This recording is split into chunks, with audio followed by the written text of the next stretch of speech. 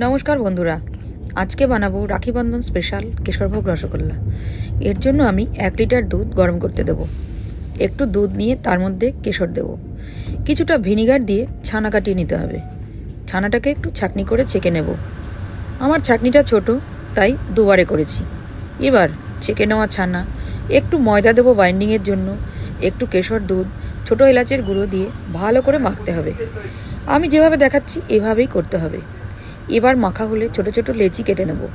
ভিতরে একটা করে নকুলদানা দিয়ে প্রত্যেকটা গোল গোল করে নিতে হবে। একটা হাঁড়িতে 1 কাপ চিনি, 1 লিটার জল দিয়ে ফুটতে দেব। বেশ ভালো করে ফুটে গেলে রসগোল্লার বলগুলো ছেড়ে দেব। 15-20 মিনিট হাই ফ্লেমে ঢাকা দিয়ে ফুটিয়ে নিতে হবে। এবার ঢাকনা তুলে গ্যাস কমিয়ে আরও 5-7 মিনিট ফোটাবো। কত বড় বড় হয়েছে দেখুন। এবার একটা করে তুলে ঠান্ডা জলে দেব ওই আধ ঘন্টার মতন। আধ ঘন্টা পর জল থেকে চেপে চেপে এবার ঠান্ডা রসে রাখবো। কমপক্ষে 4 ঘন্টা দিতে হবে। ফিরে এলাম 4 ঘন্টার পর।